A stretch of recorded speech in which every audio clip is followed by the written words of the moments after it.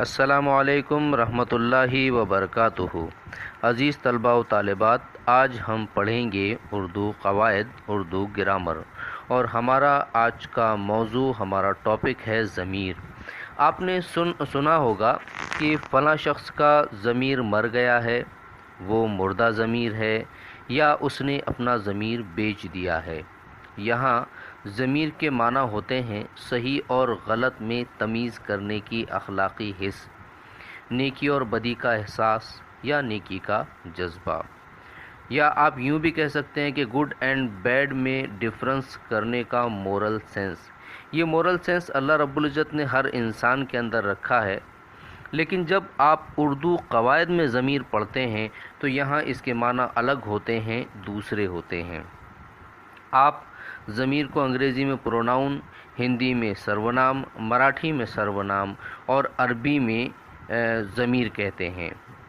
इन जुमलों पर गौर करते हैं। अनवर एक मेहनती लड़का है। अनवर रोज़ सवेरे उठता है।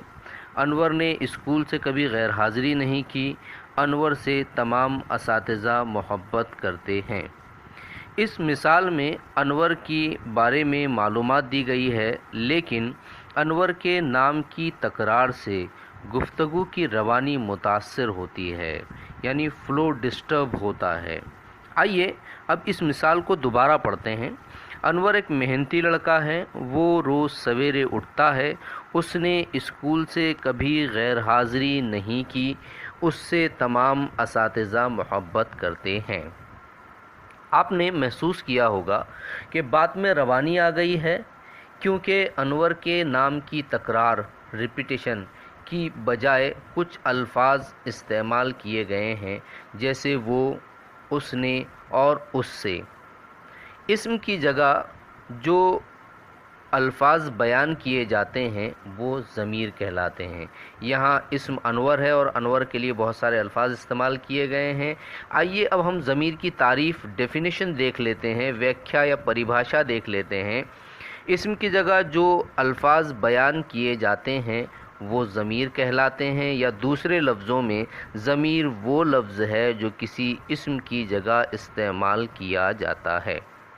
ज़मीर की यूँ तो और भी किस्में हैं, लेकिन यहाँ पर हम दो किस्में पढ़ेंगे।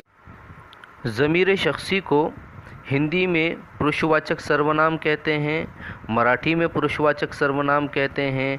और आइए अब हम चंद मिसालें देख लेते हैं। इन जुमलों पर गौर कीजिए। हुजूर सल्लल्लाहु अलैहि वसल्लम एक ऊँटनी पर सवार थे। दूसरी मिसाल है, आप सल्लल्लाहु अलैहि वसल्लम ने फरमाया, मेरी ऊँटनी का रास्ता छोड़ दो, वो जिस मकान के सामने रुक जाएगी मैं वहीं क़याम करूँगा।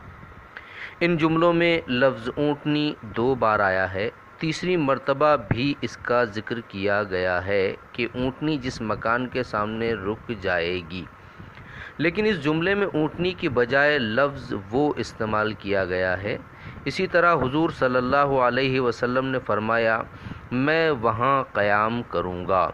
इस जुमले में लफ्ज़ मैं आप सल्लल्लाहु अलैहि वसल्लम ने अपने लिए कहा है। ऊँटनी इस्म है, हुजूर सल्लल्लाहु अलैहि वसल्लम इस्म है। इस्म की तकरार न हो, इसलिए इनकी बजाय कुछ और अल्फाज इस्तेमाल किए जाते हैं। ऐसे अल्फाज को ज़मीर प्रोनाउन कहते हैं।